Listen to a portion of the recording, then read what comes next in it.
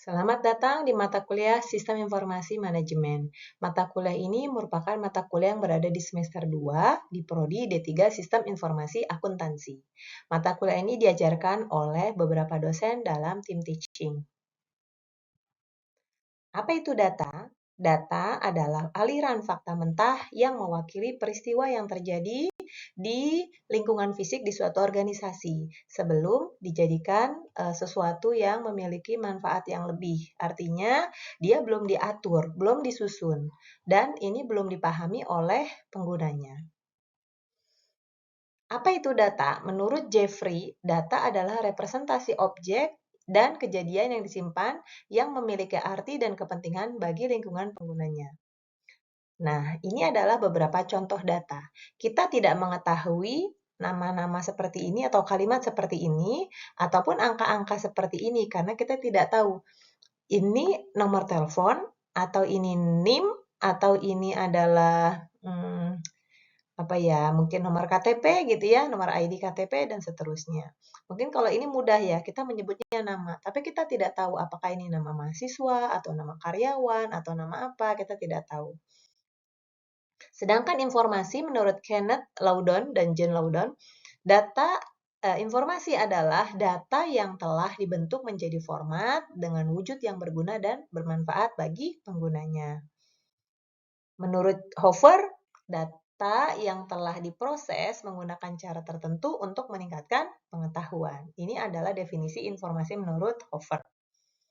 Nah, definisi informasi yang lain bisa dilihat di sini menurut McFadden, Davis, dan Edi Sutanta.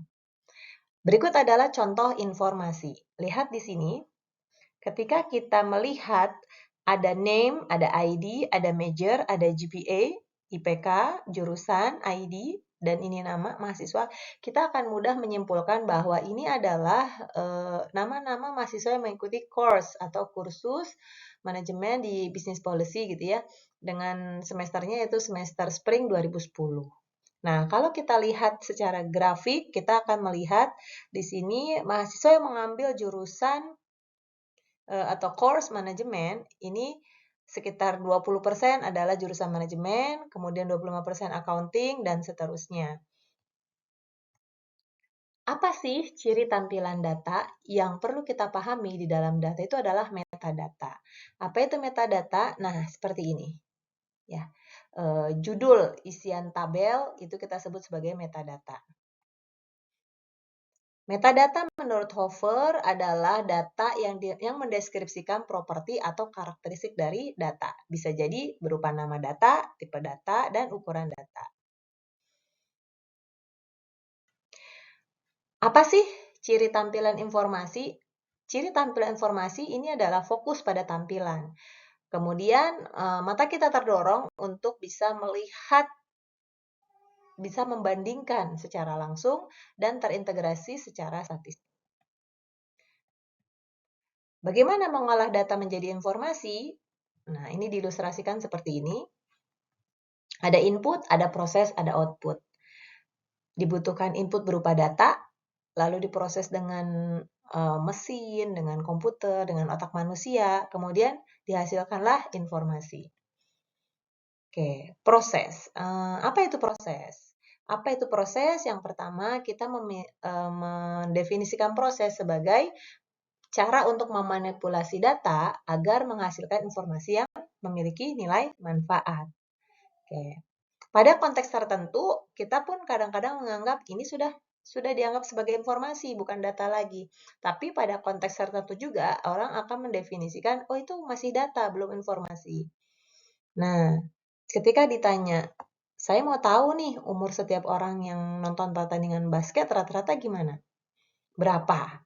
Nah, kita akan mudah mencari dengan cara apa? Kita bikin kuesioner gitu ya, atau ketika tiket masuk ditanya usianya dan seterusnya. Kita tidak mungkin menghitung satu persatu dan mungkin di sini ada kelompok data ya, kelompok data usia berapa, laki, perempuan gitu ya. Nah, di sini kita akan mendefinisikan apakah ini sebagai data atau sebagai informasi. Nah, subjektif. Ada orang menyebut sebagai informasi. Kenapa? Karena memang sudah dirasa cukup gitu ya. Artinya kebutuhan sudah terpenuhi. Mungkin akan beda cerita kalau kita mendefinisikan ini menurut sudut pandang yang lain. Nah, kenapa masih disebut data? Karena kita akan mengolahnya lebih lanjut. Tidak cukup berarti sampai di sini, tapi akan menghasilkan misalkan grafik, tabel, resume, dan seterusnya. Apa saja ciri informasi berkualitas? Yang pertama, complete, current, relevant, accurate, dan economical. Relevan harus menjawab pertanyaan atau masalah yang terjadi. Accurate artinya tepat, dapat diandalkan, benar.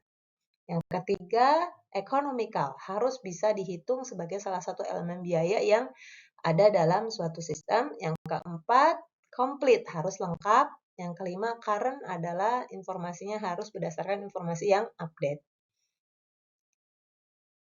Oke. Sistem. Apa itu sistem? Sistem terdiri dari beberapa komponen. Ada sekian banyak komponen yang memiliki tujuan tertentu. Nah, sekian banyak input diproses menjadi output dengan cara kerja tertentu.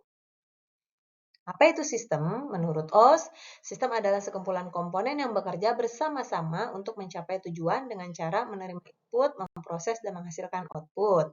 Apa saja elemen pembentuk sistem? Ada tujuan, masukan, keluaran, proses, kontrol, feedback, boundary, environment, komponen, interface. Nah, di sini ada beberapa definisi tentang kontrol, feedback, boundary, environment, interface. Dari mana kita mendapatkan informasi? Kita lihat di sini ada siklus informasi. Nah, di sini ada basis data atau data yang tersimpan dalam sebuah informasi, dalam sebuah sistem gitu ya. Nah, dari mana kita mulai? Data, ada masukan data, diproses gitu ya. Kemudian dihasilkan informasi, diterima informasi, dilakukan tindakan keputusan terhadap informasi tersebut, hasilnya seperti apa. Nah, kita mulainya berarti dari sini ya, bukan dari sini. Data yang ditangkap.